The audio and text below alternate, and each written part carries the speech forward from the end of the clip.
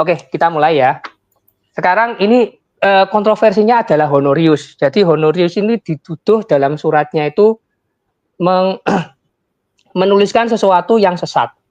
Lah, kemudian sejarahnya bagaimana? Jadi sejarahnya begini. Jadi ada istilah yang namanya itu satu energi. Jadi energi ini kalau dalam bahasa Yunani itu artinya itu juga seperti aktivitas. Jadi kalau kita makan, kita lari, kita bernafas, itu semua adalah energi.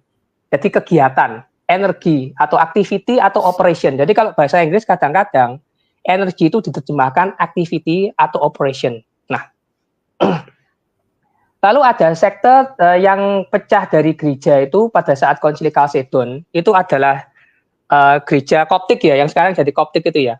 Perbedaan kita dengan mereka itu seperti ini. Jadi sementara kita itu mengakui bahwa Yesus itu punya dua kodrat, kodrat Allah dan kodrat manusia, mereka mengakui bahwa kodrat Yesus itu cuma satu. Tapi kodrat satu ini itu terdiri dari kodrat Allah dan kodrat manusia. Jadi kelihatannya nggak beda ya, cuma kita bilang dua, mereka bilang satu. Cumanya masalahnya, Ya, kalau mereka bilang satu, maka mereka itu menyatukan yang tercipta dan yang tidak tercipta dengan yang tercipta, yang terbatas dan tak terbatas. Jadi itu menyatukan sesuatu yang tidak mungkin itu. Menyebut yang ilahi itu bisa bersatu dalam satu kodrat dengan yang tidak ilahi. Sementara kita, orang Katolik dan Ortodok, semua mayoritas Kristen mengatakan bahwa Yesus itu punya dua kodrat yang bersatu dalam hipostasis. Nah, bagi orang monofisit, karena mereka mengakui satu kodrat, dari satu kodrat itu muncul yang namanya satu energi. Nah, jadi sebenarnya ya, masalah di kasus Honorius ini lebih kepada masalah energi, bukan kehendak. Tapi nanti kehendak itu cuma hal yang sampingan gitu loh.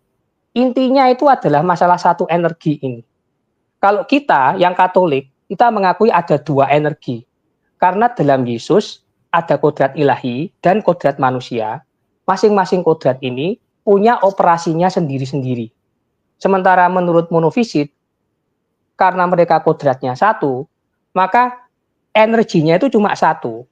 Dan ini adalah energi yang namanya teandrik, yaitu adalah energi dari aktivitas manusia dan Allah. Nah, kita sebenarnya juga menggunakan istilah itu. Kita punya yang namanya teandrik juga. Tapi bedanya begini. Jadi kalau bagi orang monofisit, setiap tindakan Yesus itu adalah tindakan teandrik. Contohnya sekarang Yesus katakanlah makan ya, itu adalah tindakan teandrik. Kemudian Yesus itu menciptakan, mengatur dunia bagi Allah. Itu juga teandrik. Padahal pertamanya itu adalah dari kodrat manusianya, yang kedua itu adalah dari kodrat ilahinya. Tapi kalau Katolik tidak seperti itu. Yang Katolik dan Ortodok tidak seperti itu. Kita mengatakan bahwa kita membedakan antara tindakan yang melulu manusia dari Yesus dan yang melulu Allah. Contoh tindakan yang melulu manusia dari Yesus itu adalah tindakan seperti makan itu. Itu sama sekali bukan kodrat ilahinya. Yang kedua, kalau tindakan yang melulu ilahi adalah tindakan menjaga dunia, menciptakan, itu adalah tindakan yang melulu ilahi. Nah, kita juga mengenal tindakan yang teandrik. Tapi pengertian teandrik dari orang Katolik itu berbeda dari teandriknya monofisit. Kita mengatakan bahwa teandrik itu adalah ketika Yesus dengan kodrat manusianya menggunakan aktivitas-aktivitas yang ilahi. Contohnya, dia menggunakan ludahnya untuk menyembuhkan mata.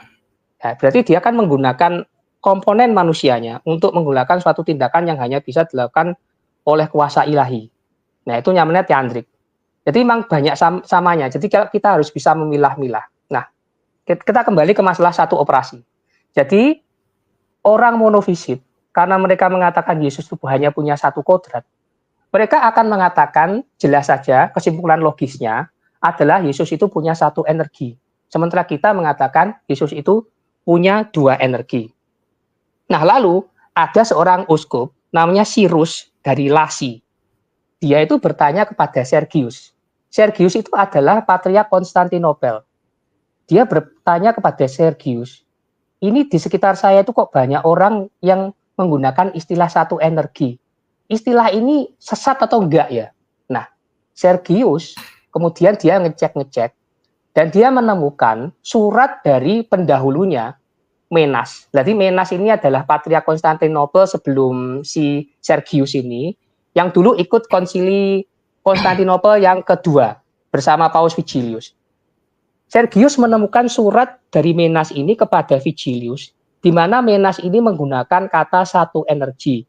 Nah, karena surat ini digunakan oleh Menas ini diakui orang suci oleh Katolik dan Ortodoks kepada Vigilius, maka berarti kata satu energi ini nggak apa-apa. Nah, padahal surat ini palsu.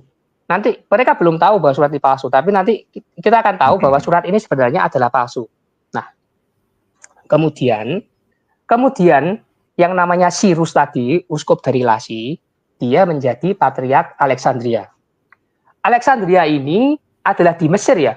Jadi Alexandria ini dulu adalah daerah yang banyak sekali monofisitnya. Banyak sekali uskup-uskup mereka yang kemudian pecah dan menjadi Koptik.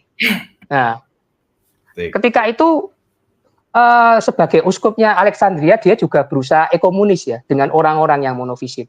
Nah, banyak sekali orang-orang monofisit yang mau kembali ke gereja karena istilah satu energi ini. Nah, kemudian tapi karena dia itu menggunakan istilah ini untuk merangkul orang-orang monofisit untuk kembali. Tapi kemudian ada seorang uskup dari Yerusalem, patriark ya, uskup atau sama saja ya. Uskup dari Yerusalem namanya Patriark Sophrianus, Sophronius kalau enggak, Sophronius. Dia itu tidak setuju dengan istilah satu energi ini. Dan kemudian terjadi surat menyurat. Nah, Sergius dia tuh mikirnya tidak teologis ya. Baik Sergius maupun Cyrus, yang baik Patriark Alexandria, Cyrus maupun Sergius, Patriark Konstantinopel, mereka tuh mikirnya praktis. Kalau kalau cuma sekedar istilah ini tapi kita bisa merangkul banyak orang, itu bukankah enak ya? Bagaimana ya? Kemudian Cyrus minta nasihat kepada Sergius. Sergius bilang, sudah tenang dulu, jangan menggunakan istilah itu. Dia juga mengatakan kepada Sophronius, jangan pakai istilah itu. Jadi dia melarang pemakaian istilah satu energi, juga melarang pemakaian istilah dua energi. Nanti saya tanyakan dulu ke Paus. Nah, kemudian Sergius mengirim surat ke Paus Honorius. Nah, surat inilah yang menjadi kontroversi.